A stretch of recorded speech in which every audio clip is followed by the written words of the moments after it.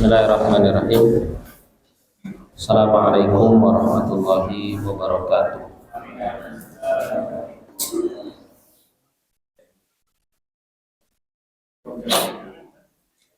Innal hamdalillah nahmaduhu wa nasta'inuhu wa nastaghfiruh wa na'udzu billahi min syururi anfusina wa sayyiati a'malina. Man yahdihillahu fala mudhillalah wa may yudlil fala hadiyalah. Asyhadu an la ilaha illallah wahdahu la syarikalah wa asyhadu anna Muhammadan abduhu wa rasuluh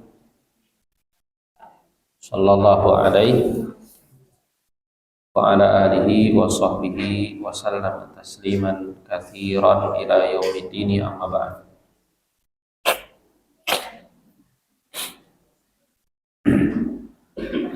Allahumma anfa'na bima 'allamtana wa 'allimna ma yanfa'una wa zidna 'ilman. Subhanaka la 'ilma lana illa ma 'allamtana innaka antal 'alimul hakim. Hadirin kaum muslimin wal muslimat rahimani wa rahimakumullah. Alhamdulillah, malam hari ini kembali kita dapat berkumpul di majelis yang mulia ini. Insyaallah kita akan kembali melanjutkan pembahasan dari kitab Al-Muhasabah. Dan terakhir yang kita baca dari kitab ini itu pembahasan aslul muhasabah. Itu landasan bermuhasabah. Dasar atau dalil ya.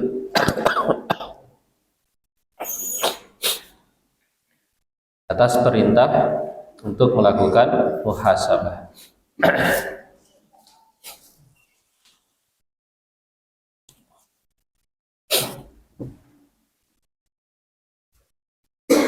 Nah, yaitu firman Allah Subhanahu wa taala dalam surat Al-Hasyr ya. Dalam surat Al-Hasyr ayat 18 dan 19. Itu firman Allah, ya ayyuhalladzina amanu taqullaha wal tanzur nafsum ma qaddamat lighad wattaqullaha innallaha khabirum bima ta'malun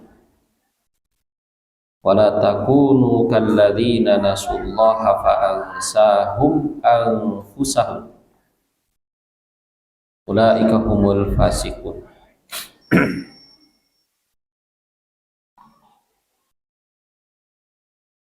Kita baca perkataan Syekh Abdurrahman bin Nasir As-Sa'di rahimahullah dalam menjelaskan ayat ini yang menjadi dalil tentang muhasabah. Beliau mengatakan ya'muru ta'ala ibadahul mu'minin. Allah Ta'ala memerintahkan kepada hamba-hambanya yang beriman, ya ayyuhalladzina amanu bima yujibuhul imanu wa yaqtadihi. Apa yang Allah perintahkan kepada orang-orang yang beriman ini, itu sesuatu yang menjadi konsekuensi dari keimanan itu sendiri. Jadi ketika Allah Subhanahu wa taala menyeru orang-orang dengan sifat iman, maka apa yang diperintahkan setelahnya itu adalah konsekuensi dari keimanan itu sendiri. Itu kaidahnya seperti itu. Di orang-orang yang mengaku dia itu beriman, ya maka dia harus melaksanakan apa yang diperintahkan itu, karena perbuatan yang diperintahkan itu adalah konsekuensi dari keimanan. Termasuk juga ketika Allah Subhanahu wa taala menyeru orang-orang beriman, kemudian Allah melarang suatu perbuatan, maka sikap meninggalkan perbuatan itu adalah juga konsekuensi dari keimanan. Kayak Syekh Sa'di di sini mengatakan bima yujibuhul iman wa yaqtadihi. Ya, apa yang menjadi konsekuensi dari keimanan itu yang Allah perintahkan min luzumi taqwahu, itu berupa senantiasa bertakwa kepadanya. Ittaqullah. Jadi takwa itu adalah konsekuensi iman. Takwa itu adalah tuntutan keimanan. Orang yang beriman, maka dia dituntut untuk senantiasa bertakwa. Sirran wa alaniyatan fi jami'il ahwal. Bertakwa kepada Allah Subhanahu wa taala ini baik secara rahasia atau secara terang-terangan. Maksudnya adalah ketika dia sendirian dan ketika dia di hadapan manusia.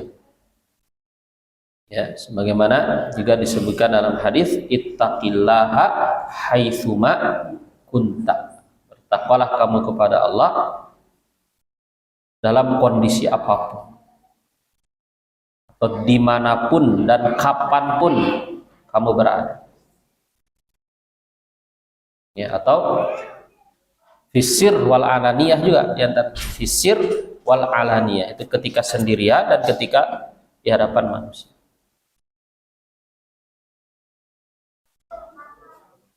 Maka takwa itu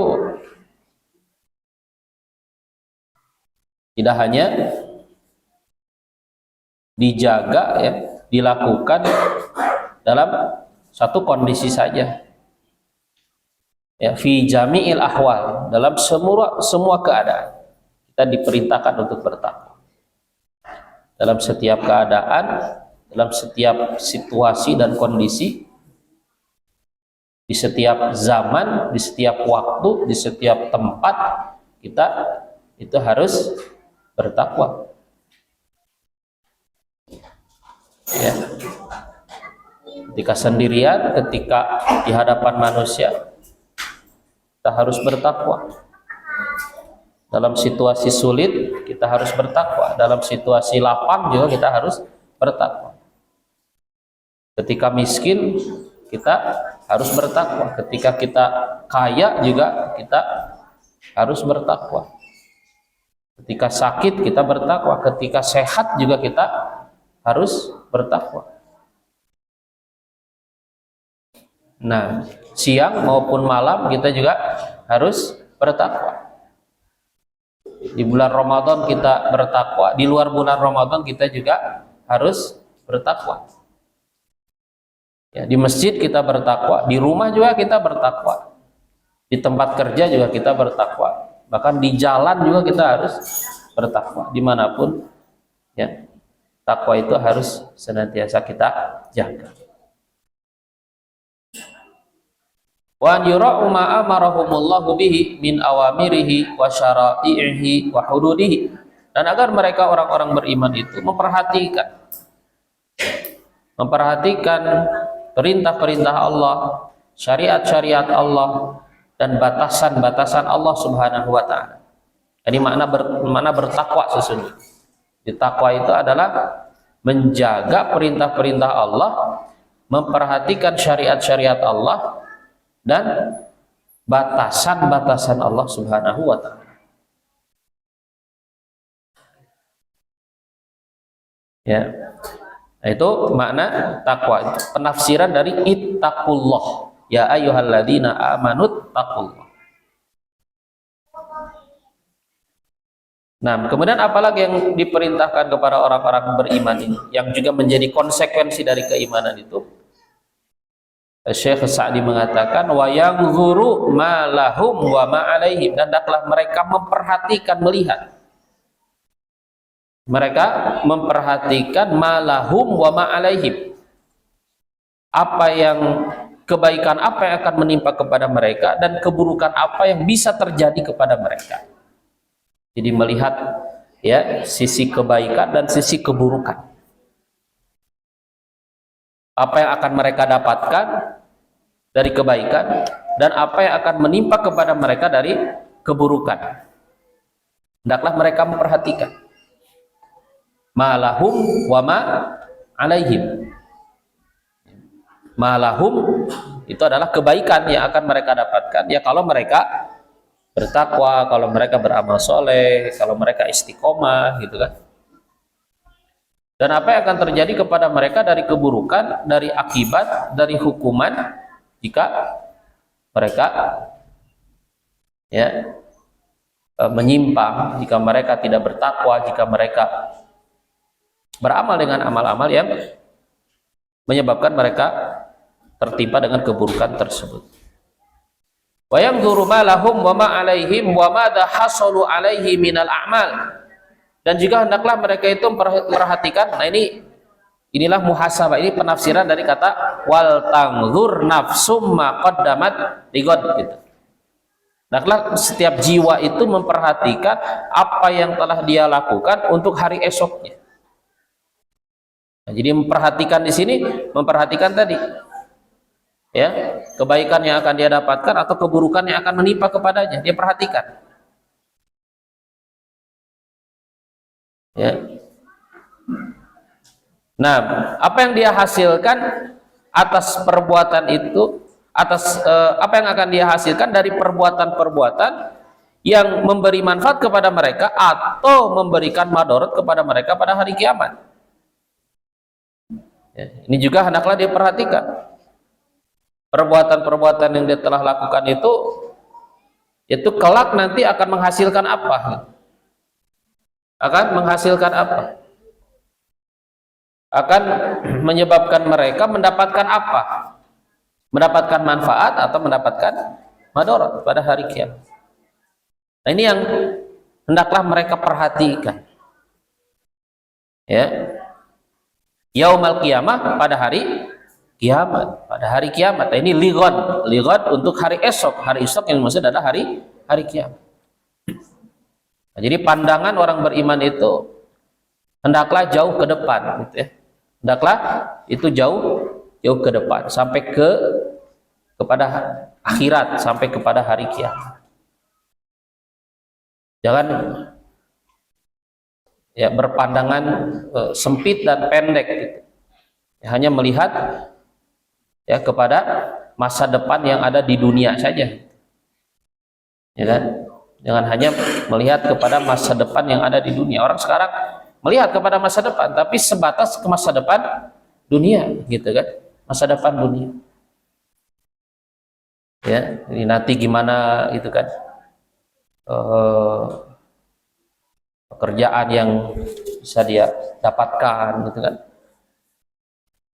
Nah, keuntungan yang akan dia dapatkan, gimana nanti hari tua, apa yang akan dia raih, kesuksesan apa, seterusnya. Itu hanya sebatas masa depan dunia. Adapun orang beriman melampaui semua itu. Wal tanzur nafsum ma qaddamat lighad. Ya, besok itu bukan besok di dunia. Ini maksud adalah hari esok itu di akhirat. Ya. Nah, ini masih penafsiran lighad. Fa innahum idza ja'alul akhirah, ya, lighad untuk hari esok. Maka sesungguhnya mereka apabila mereka menjadikan akhirat itu nusba a'yunihim. Nusba a'yunihim itu sesuatu yang tegak berdiri di atas, apa yang tegak berdiri di depan mata-mata mereka. Itu maksudnya. Jadi menjadikan akhirat itu seakan-akan selalu berada di hadapan mereka, di depan mata mereka. Artinya menjadikan akhirat itu sebagai fokus perhatian mereka. Mereka selalu melihat ke sana, ke akhirat. Ini penafsiran tadi, sekali lagi lighad untuk hari esok. Ya. Nah, maka orang beriman itu ya selalu menjadikan fokusnya itu adalah akhirat. Orientasi dan tujuan itu adalah akhirat. Ya, bahkan semua aktivitas, semua perbuatan Ya, apa yang ada dalam lahiriahnya, apa yang ada dalam batinnya itu semuanya berorientasi kepada akhirat. Ya, pikiran, hati, perkataan dan perbuatan itu semuanya berorientasi, bertujuan kepada akhirat. Ya, begitu seharusnya orang beriman. Ya, fa innahum idza ja'alul akhirata nusba a'yunihim wa qiblata qulubihim, dan menjadikan akhirat itu kiblat hati-hati mereka. Ya, jadikan akhirat itu kiblat bagi hati-hati mereka. Mereka tidak berkiblat kemana-mana kecuali kepada akhirat. Sehingga yang dia niatkan dalam hati, dia maksudkan, dia inginkan ya dalam hatinya itu adalah kehidupan akhirat. Wahtammu bil maqami biha, dan mereka memperhatikan ya tentang bagaimana keadaan mereka di akhirat nanti, bagaimana nasib mereka di akhirat nanti. Ya, bagaimana kedudukan mereka di akhirat nanti, akan berada di tempat mana mereka di akhirat nanti. Ya, mereka memperhatikan semua ini. Nah, jika seperti itu keadaan mereka, jika akhirat itu tadi menjadi fokus mereka, kiblat hati mereka, menjadi pusat perhatian mereka, ijtahadu, maka mereka akan bersungguh-sungguh fi kathratil a'malil musilati ilaiha, dalam memperbanyak amal-amal yang akan mengantarkan mereka ke akhirat. Ya. Karena mereka itu tahu tujuan akhir dari semua ini itu akan kemana gitu. Ya, tujuan akhir dari semua ini akan kemana? Kan hidup ini kan seperti perjalanan sebetulnya, seperti sebuah perjalanan. Ya, Rasul Shallallahu Alaihi Wasallam bersabda, apa? Kun fid dunya ka'annaka gharibun au abiru sabilin. Jadilah kamu di dunia ini seperti seakan-akan kamu itu orang asing atau sedang dalam perjalanan. Ya. Dalam perjalanan. Nah, ihdinas siratal mustaqim, tunjukilah kami ke jalan yang lurus. Ini juga isyarat bahwa kita itu sedang dalam perjalanan. Yang namanya perjalanan itu pasti ada tujuan. Ya, pasti ada tujuan. Ya. Ketika kita akan melakukan safar di dunia, ketika kita naik kendaraan, kita disunahkan membaca Subhanalladzi sakhkhara lana hadza wa ma kunna lahu muqrinin wa inna ila rabbina lamunqalib. Ini kan ayat ya dalam Al-Qur'an. Ya, Maha suci Engkau, Subhanalladzi sakhkhara lana, Maha suci Engkau yang telah menundukkan untuk kami kendaraan ini setelah sebelumnya kami tidak bisa menundukkannya. Ini bersyukur kepada Allah, mensucikan Allah atas nikmat kendaraan yang kita naiki untuk melakukan safar dunia. Karena dengan kendaraan ini kita bisa pergi ke tempat-tempat yang kita inginkan di dunia ini. Kita bisa melakukan safar. Safar itu nikmat. Kendaraan yang kita gunakan untuk melakukan safar itu adalah karunia Allah. Ya, kalau dulu unta, kuda gitu kan, keledai. Ya, kalau sekarang juga ya, itu juga karunia Allah. Gitu kan, ada motor, ada mobil, ada pesawat, ada kereta. Itu karunia Allah. Nah, setelah kita menyebutkan dan bersyukur kepada Allah atas safar dunia, kita menyebutkan wa inna ila rabbina lamunqalibun. Dan hanya kepada Rabb kami akan kembali. Ibnu Katsir ketika menafsirkan ayat ini beliau mengatakan wa hadza min babit tanbih, katanya bisairi dunya ala sairil akhirah. Ini termasuk diantara peringatan dengan perjalanan dunia atas perjalanan akhirat. Jadi kalimat yang pertama itu kaitannya dengan perjalanan dunia, safar dunia. Kalimat yang kedua wa inna ila rabbina lamunqalibun, dan hanya kepada Rabb kami akan kembali. Ini safar akhirat. Ya, ini kaitan dengan safar akhirat. Kita itu melakukan safar dan kita akan menuju kepada Allah Subhanahu wa taala di akhirat nanti. Nah, jika seorang itu menyadari tentang hal ini, maka mereka akan bersungguh-sungguh dalam memperbanyak amal-amal soleh, akan mengantarkan mereka kepadanya wa tasfiyatiha, dan mereka juga akan bersungguh-sungguh untuk membersihkan amal-amal soleh itu minal qawati'i wal awatiqi, akan membersihkan dari pemutus-pemutus wal awaiki, dan penghalang-penghalang atau rintangan-rintangan allati tuqifuhum anisair, yang akan menjadikan mereka berhenti dari perjalanan ini, ya, au ta'uquhum au tasrifuhum, atau merintangi mereka dari perjalanan ini, atau menyesatkan mereka dari perjalanan ini, sehingga mereka tidak mengikuti jalan yang seharusnya mereka tempuh. Wa idza amilu aidan annallaha khabirum bima ta'malun, dan apabila mereka juga mengetahui bahwasannya Allah itu maha mengetahui dengan apa yang mereka lakukan. Nah, ini tafsir dari innallaha khabirun bima ta'malun. Dan apabila mereka mengetahui bahwasannya Allah itu maha mengetahui terhadap apa yang mereka lakukan, la takhfa alaihi a'maluhum, bahwasannya Allah itu tidak ada yang tersembunyi atasnya amal-amal mereka, wala tadhi'u ladaihi wala yuhmiluha, dan bahwasannya amal-amal mereka itu tidak akan sia-sia di sisi Allah, tidak akan Allah abaikan amal-amalan tersebut. Au jabalahumul jidda wal ijtihad, maka hal itu menjadikan mereka bersungguh-sungguh, menjadikan mereka bersungguh-sungguh. Innallaha khabirum bima ta'malun.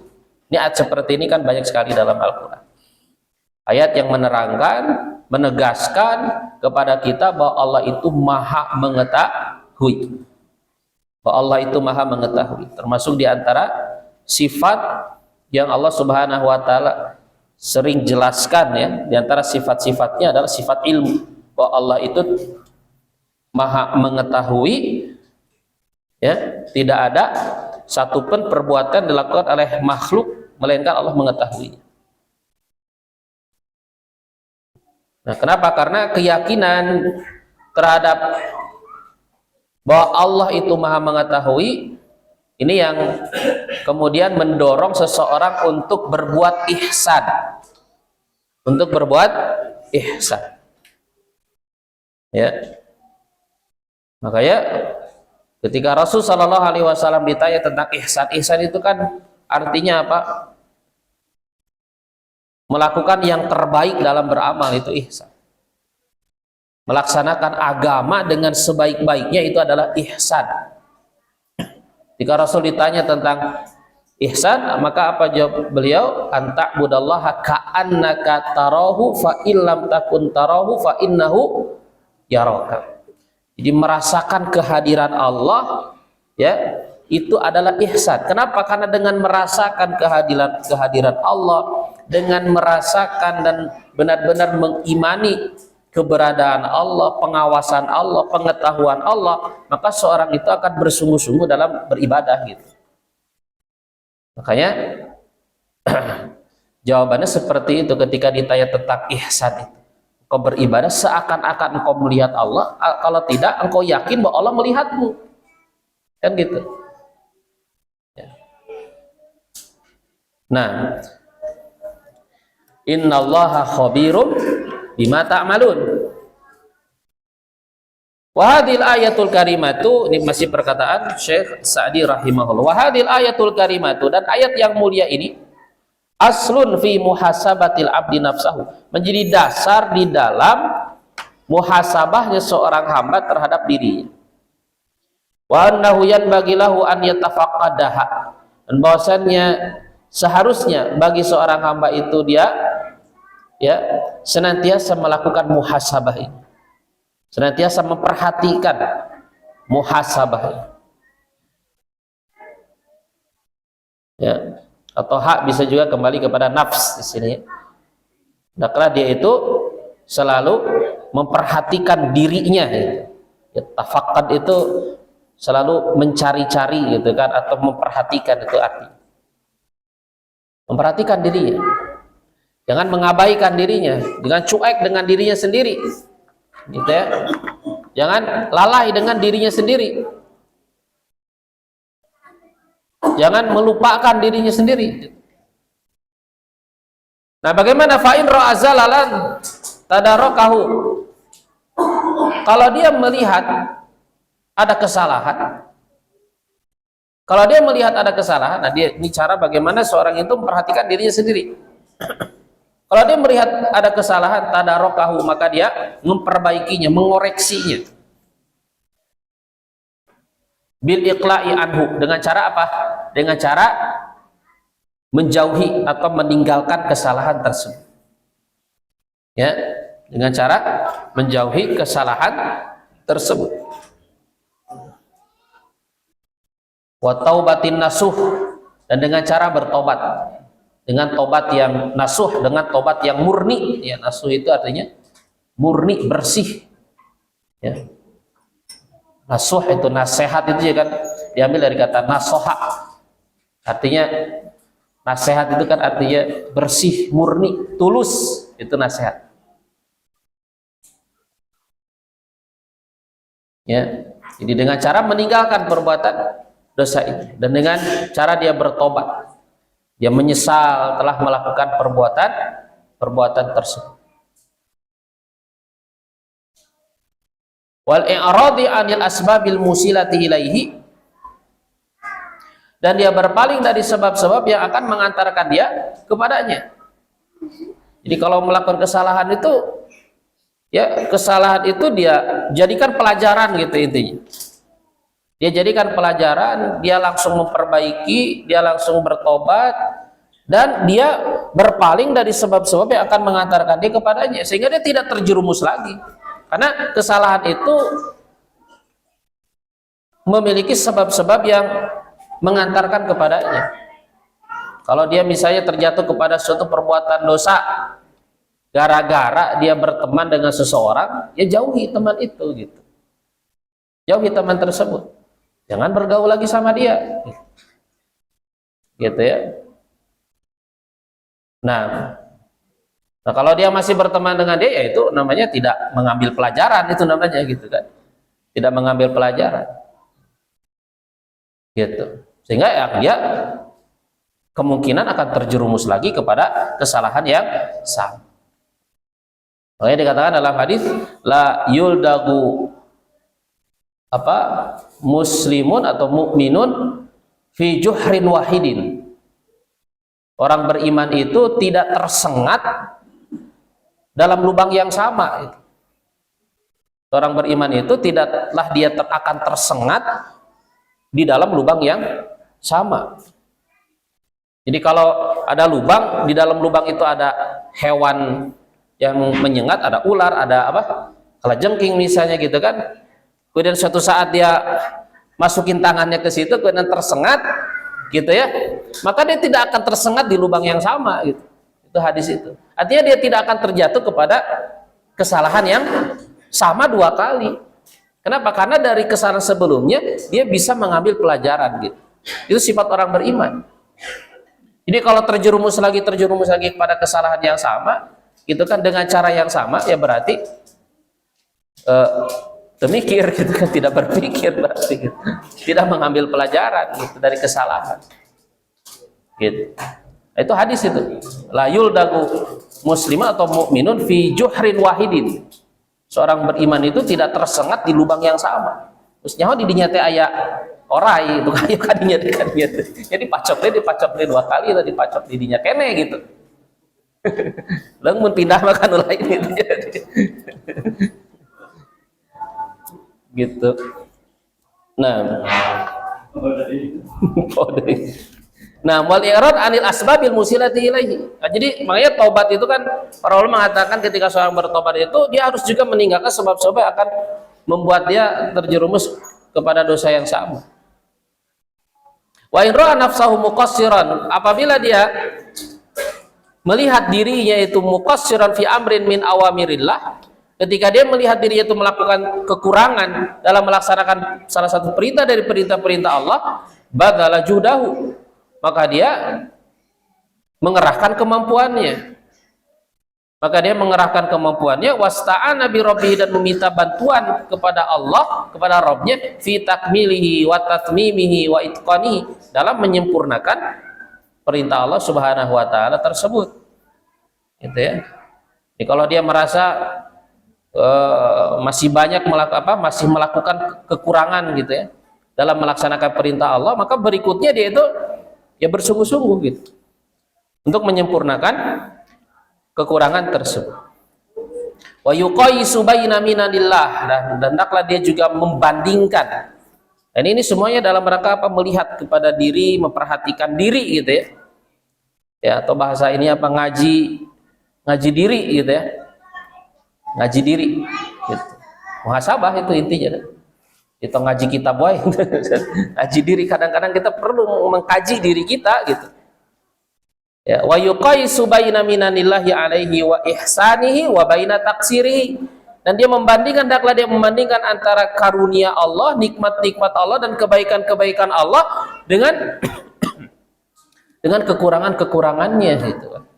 Dengan kekurangan-kekurangannya. Fa inna dzalika yujibu lahul haya la mahalah, maka hal itu akan menjadikan dia malu, ya, akan menjadikan dia malu, pasti akan menjadikan dia malu, la mahalah, pasti akan menjadikan dia malu. Nah, kalau kita berpikir seperti itu kan pasti kita itu malu. Makanya malu itu cabang dari iman. Wal haya usyu'batun minal iman. Malu itu cabang dari iman. Ya, pasti kita malu kalau kita membayangkan karunia yang selama ini Allah berikan kepada kita dengan ya ibadah-ibadah yang kita lakukan yang banyak kekurangannya itu gitu ya. Pasti kita akan merasa malu. Selama ini kita diberi sehat oleh Allah, selalu dikasih sehat, enak makan, enak minum, enak tidur gitu kan. Ya. Kita bisa kerja, ya, dapat rezeki yang cukup, bahkan berlebih. Itu kan nikmat semuanya dari Allah Subhanahu wa taala. Kita punya keluarga, gitu kan, punya anak-anak yang juga sehat-sehat, alhamdulillah. Punya istri, ya kan. Walaupun karek hiji jadi batu ya, itu semuanya karunia Allah gitu.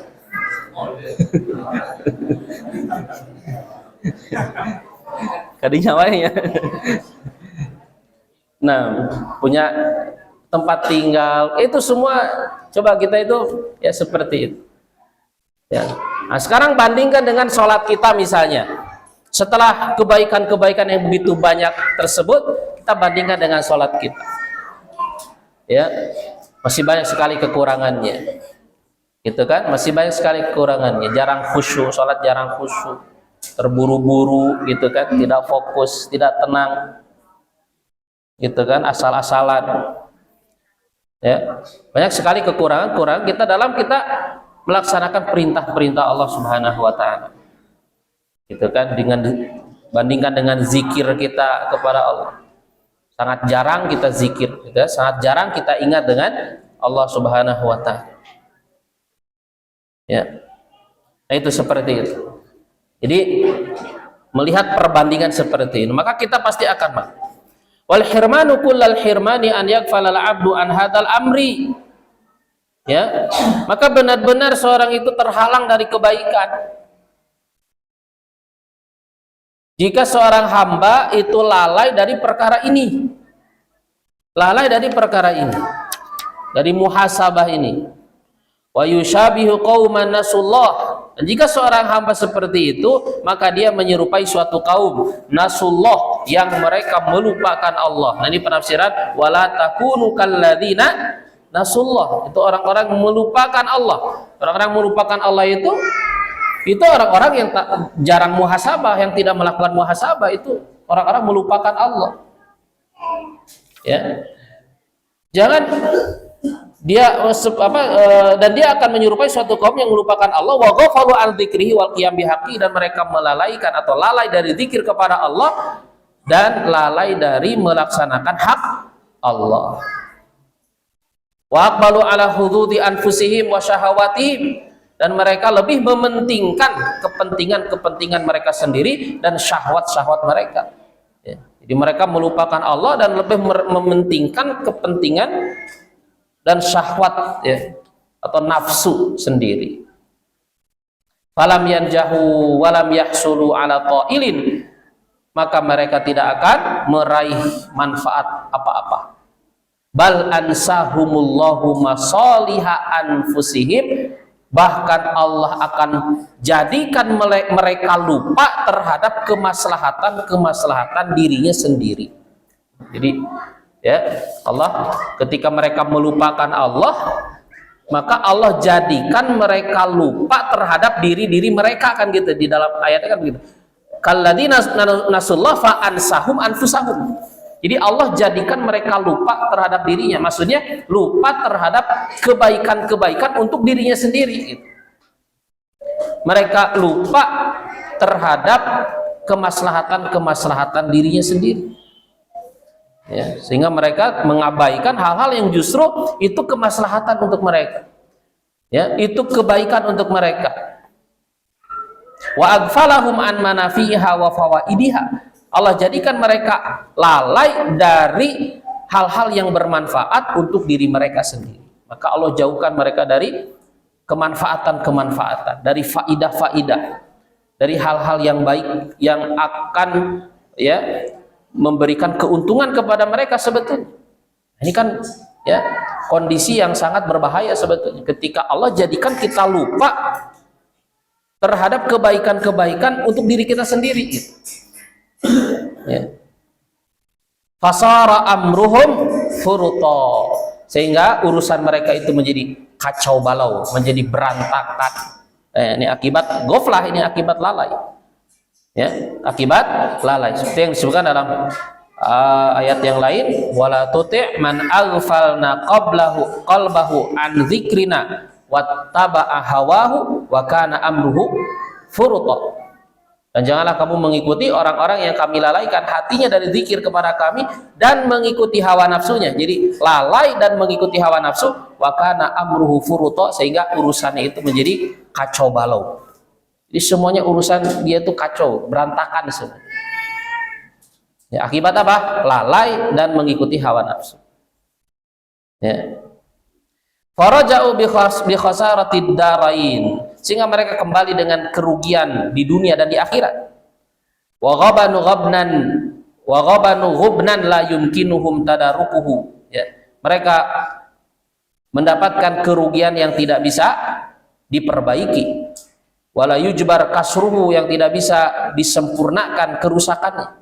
Di annahum humul fasikun, karena mereka adalah orang-orang fasik. Ya, karena mereka adalah orang-orang fasik. Ulaika humul fasik.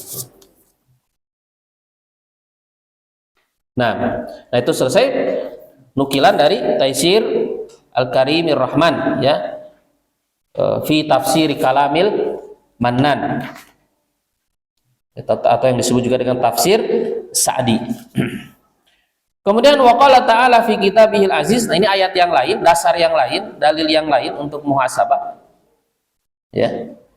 Innal ladzina taqaw idza massahum ta'ifum minasyaitani tadzakkaru fa idzahum mubsirun. Innal ladzina taqaw, sesungguhnya orang-orang yang bertakwa itu ya, sifat orang bertakwa. Sesungguhnya orang-orang bertakwa itu idza massahum ta'ifum minasyaitan, jika mengganggu kepada mereka, menggoda kepada mereka sekelompok dari setan, tadzakkaru, maka mereka ingat, fa idahum mubsirun, dan mereka langsung menyadari.